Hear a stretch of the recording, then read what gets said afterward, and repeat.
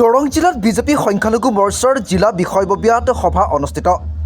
আজি দৰং জিলা ভাৰতীয় জনতা পাৰ্টিৰ কাৰ্যালয়ত বিজেপিৰ সংখ্যালঘু মৰ্চাৰ দৰং জিলা সমিতিৰ বিষয়ববীয়া সভা অনুষ্ঠিত কৰা হয়। সভাখনত দৰং জিলা সংখ্যালঘু মৰ্চাৰ সভাপতি আব্দুল কাছিমৰ সভাপতিত্বত আৰম্ভ হয়। অনুষ্ঠানত দৰং জিলা বিজেপিৰ মূল সমিতিৰ সভাপতি মুকুন্দ ডেকাই উপস্থিত থাকি সভাখনত সমৃদ্ধ কৰে। লগতে উপস্থিত থাকে ৰাজ্যিক বিজেপি সংখ্যালঘু মৰ্চাৰ উপসভাপতি মুস্তাউদ্দিন আহমেদ, সম্পাদক জালালুদ্দিন আহমেদ। অনুষ্ঠানৰ মুখ্য অতিথি হিচাপে উপস্থিত থাকে অসম চৰকাৰৰ ৰাজ্যিক সংখ্যালঘু আয়োগৰ অধ্যক্ষ তবিবৰ ৰহমান, লগতে মীন উন্নয়ন নিগমৰ অধ্যক্ষ তথা প্ৰাক্তন বিধায়ক গুৰুজ্যোতি দাস, দৰং জিলা পৰিষদৰ সভাপতি শেৱালী গোস্বামী কলিতা, খাৰুপেটীয়া পৌৰসভাৰ পৌৰপতি শ্ৰীমতী কৃষ্ণ সাহা, কোচ ৰাজবংশী উন্নয়ন পৰিষদৰ অধ্যক্ষ প্ৰণৱ নাৰায়ণ দেৱ, জিলা সাধাৰণ সম্পাদক মানস প্ৰতিম বৰুৱা আৰু উপসভাপতি চন্দন শইকীয়াই সভাখনত উপস্থিত থাকে। লগতে দৰং জিলা সংখ্যালঘু মৰ্চাৰ সকলো বিষয়ববীয়া আৰু দৰং জিলাৰ অন্তৰ্গত 12টা মণ্ডলৰ সংখ্যালঘু মৰ্চাৰ সভাপতি প্ৰমুখ্যে সাধাৰণ সম্পাদকসকল উপস্থিত থাকে। মংগলদৈৰ পৰা মীৰ চাহিল ইৰফানৰ ৰিপৰ্ট, AIN লাইভ। আজি আচলতে ভাৰতীয় জনতা পাৰ্টি দৰং জিলা সংখ্যালঘু মৰ্চাৰ উদ্যোগত বিষয়ববীয়া সভা অনুষ্ঠিত হৈছিল আৰু বিশেষকৈ আমাৰ নৱনিযুক্ত সভাপতি আব্দুল কাছিম ডাঙৰীয়াৰ নেতৃত্বত এই সভাখন হৈছিল। খুব ধুনীয়া সভা হৈছে। আজি ক'ব গ'লে বিগত সময়ছোৱাত বহু সভাত আমি উপস্থিত হৈছোঁ। এইখন এখন উৎকৃষ্ট মানৰ সভা হৈছে, য'ত বিষয়ববীয়া প্ৰায় 97% বিষয়ববীয়া উপস্থিত আছে। মাত্ৰ 3% বিশেষ অসুবিধাৰ কাৰণে থাকিব নোৱাৰিলে। তো মই ভাবোঁ কি আগন্তুক দিনত সংখ্যালঘু মৰ্চাৰ উদ্যোগত বিশেষভাৱে দৰং জিলাত অধিক শক্তিশালীভাৱে সংগঠন উজ্জীৱিত হ'ব। এখন আমাৰ সংগঠন আগৰ পৰাই শক্তিশালী আছে, বিশেষকৈ সংখ্যালঘু ৰাইজ কিছু অলপ বুজাত অসুবিধা হৈ আছে।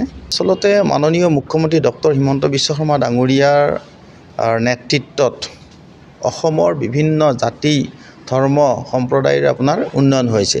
তাৰে ফলশ্ৰুতিত সংখ্যালঘু পিছ পৰি থকা নাই। তাৰ উদাহৰণ কিছুদিন আগতে মোক সংখ্যালঘু আয়োগৰ অধ্যক্ষ হিচাপে মোক নিযুক্তি প্ৰদান কৰিছে। তাৰ বাবে মাননীয় মুখ্যমন্ত্ৰী ডক্টৰ হিমন্ত বিশ্ব শৰ্মা ডাঙৰীয়াক আন্তৰিক ধন্যবাদ আৰু কৃতজ্ঞতা জ্ঞাপন কৰিছোঁ। সমান্তৰালভাৱে আমাৰ ভাৰতীয় জনতা পাৰ্টীৰ ৰাজ্যিক সভাপতি তথা দৰং ওদালগুৰিৰ সন্মানীয় সাংসদ দিলীপ শইকীয়া ডাঙৰীয়াকো মই মোৰ তৰফৰ পৰা আন্তৰিক ধন্যবাদ আৰু কৃতজ্ঞতা জ্ঞাপন কৰিছোঁ। দুয়োগৰাকী নেতাই মোৰ ওপৰত আস্থা আৰু বিশ্বাস ৰাখি এই গুৰু দায়িত্ব প্ৰদান কৰিছে। মই ভাবোঁ এই দায়িত্ব মই সকলোৰে লগত লৈ কেনে সকলোৰে সহায় সহযোগিতাৰ জৰিয়তে সংখ্যালঘু ৰাইজৰ যি সমস্যা সেই সমস্যাখিনি সমাধান কৰাৰ চেষ্টা কৰিম। আজি আমাৰ দৰং জিলা সংখ্যালঘু মৰ্চাৰ বিষয়ববীয়া সভা আছিলে।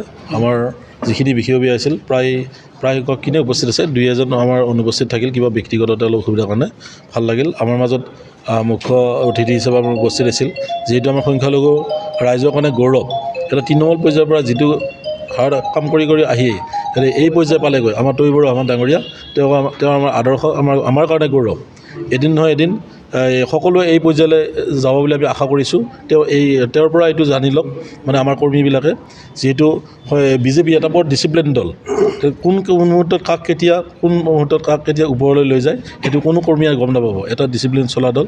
সেইমতে আজি আমি গৌৰৱ অনুভৱ কৰিছোঁ। আজি আমাৰ সভাত তবিবৰদা উপস্থিত থাকি আমাক যিটো উৎসাহ দিলে আৰু আমাৰ মাজত ৰাজ্যিকৰ এই মুস্তাউদ্দিন আহমেদ উপসভাপতি, আমাৰ আলাজ ডাঙৰীয়া আৰু আমাৰ মুকুন্দ ডেকা আমাৰ জিলাৰ সভাপতি মহোদয় আৰু জিলা পৰিষদৰ আমাৰ সভানেত্ৰী বাইদেউ উপস্থিত আছিলে, শেৱালী গোস্বামী কলিতা বাইদেউ উপস্থিত আছিল। এনেকৈ বিশিষ্ট আমাৰ যিখিনি গুৰুজ্যোতি দাস আমাৰ সভাত উপস্থিত আছিলে।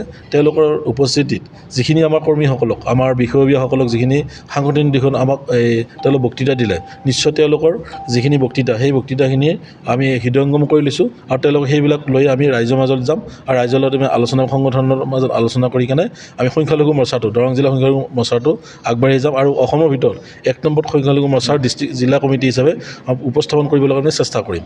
ক্ষেত্ৰত আমাৰ সংখ্যালঘু মৰ্চা বিশেষকৈ আমাৰ দৰং জিলা সমিতিত যিহেতু মই নেতৃত্ব লৈ আছোঁ দৰং জিলাত যথেষ্ট সংখ্যালঘু মানুহ আগবাঢ়ি আহিছে যিহেতু আমাৰ আগবাঢ়িয়া কাৰণে এইটো যিটো উন্নয়ন কৰিছে বিজেপি চৰকাৰে ভেদাভেদ নাৰাখি যিখিনি উন্নয়ন কৰিছে আমাৰ সংখ্যালঘুৰ মাজত যিখিনি আজি আমি 5জন ল'ৰা ছোৱালীক আমি আৰম্ভণি হিচাপে দিছোঁ সম্বৰ্ধনা দিছোঁ অতি দুখীয়া ঘৰৰ ল'ৰা ছোৱালী তেনেকৈ অসংখ্য আছে আমাৰ এই দৰঙত অসংখ্য আছে তেওঁলোকক আমি সৰহ গৈ সম্বৰ্ধনা দিয়াৰ ব্যৱস্থা কৰিম আজি আমি এই দলীয় মঞ্চতে তেওঁলোকক সম্বৰ্ধনা দিয়াৰ ব্যৱস্থা কৰিলোঁ 5জন ল'ৰা ছোৱালী এখন ঘৰৰে 2জন ভাই ভনীয়ে 2জনে চাকৰি পাইছে খানুৱাৰ তেওঁলোকক আজি আমি আনিছোঁ এই সম্বৰ্ধনা দিবৰ কাৰণে এই কথা হ'ল আমি যিখিনি বিজেপি চৰকাৰ উন্নয়ন কৰিছে আমাৰ সংখ্যালঘুৰ মাজত সেই উন্নয়নখিনিৰ কথা লৈ আমি ৰাইজৰ মাজত যাম ইতিমধ্যে যথেষ্ট আমি সঁহাৰি পাইছোঁ ৰাইজৰ মাজত যথেষ্ট সঁহাৰি পাইছোঁ 26ৰ ইলেকশ্যনত আমি যথেষ্ট সঁহাৰি পাম আৰু বিপুল ভোট দিবলৈ আমি সক্ষম হ'ম